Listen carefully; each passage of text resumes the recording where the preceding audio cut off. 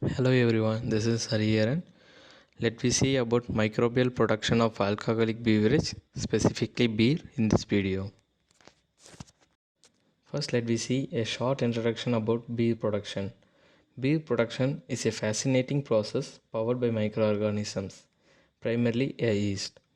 The journey of beer begins with malted barley, which is soaked, germinated, and dried to create a malt. This malt is then mashed with hot water to release fermentable sugars present in the malt and forms a sweet liquid called oat. Here where the magic happens. Yeast is added to the oat, kicking off fermentation process in the liquid. The yeast, such as typically Saccharomyces cerevisiae for Alice or Saccharomyces pastorinus for Lodges. These yeast consumes the sugars and produces the alcohol, carbon dioxide and other flavorful components in the beer.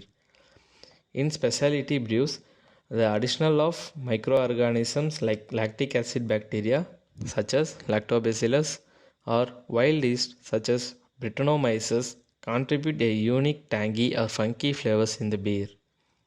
After fermentation process, the beer is aged, filtered and sometimes it's pasteurized before reaching your glasses. Microbial fermentation not only creates a beer's alcohol content, but also its rich array of flavors and aromas, making every pint a product of scientific artistry. Next, let me see about ingredients and preparation of the beer. The key ingredients of beer preparation are water, malted barley, hops, yeast. Water. Water is the primary component influencing the taste and chemical reactions. Malted barley provides the fermentable sugars. Hops adds the bitterness, flavor and act as a natural preservative to the beer. Yeast, the microorganisms responsible for the fermentation process. The first step is malting process. Barley is soaked in a water and allowed to germinate. Germination process activates the enzyme amylase, which helps to break down the starches into fermentable sugars. Then the germinated barley is dried in a kiln to stop the process of creating the malt. The next step is mashing. Malt is mixed with hot water to create a mash. Enzymes continue breaking down the starches into simpler sugars such as maltose and glucose.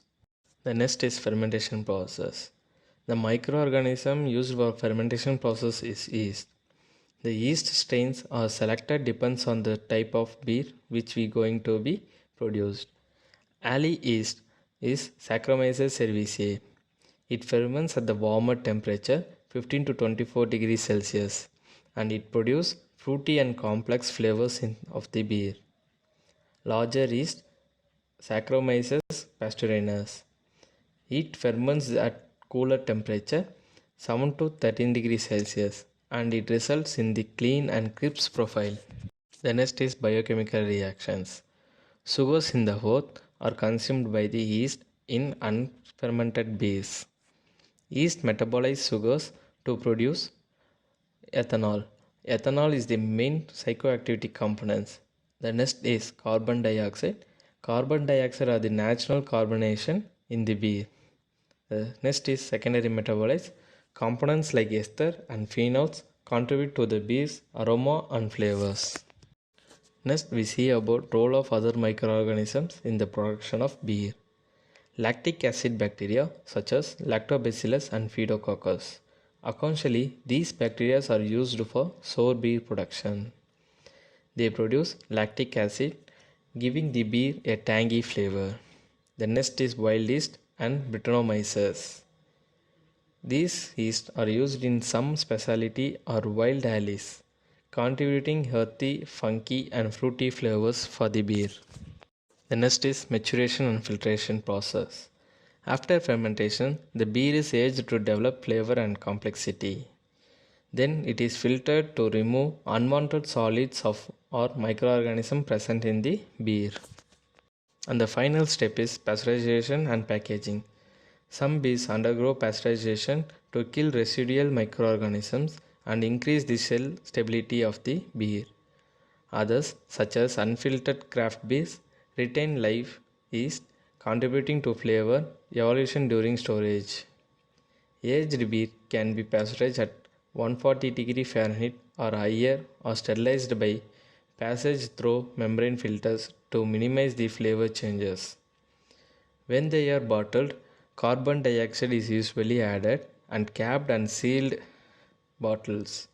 Bottles are refrigerated and transported in individuals cases with 12 bottles per case in general.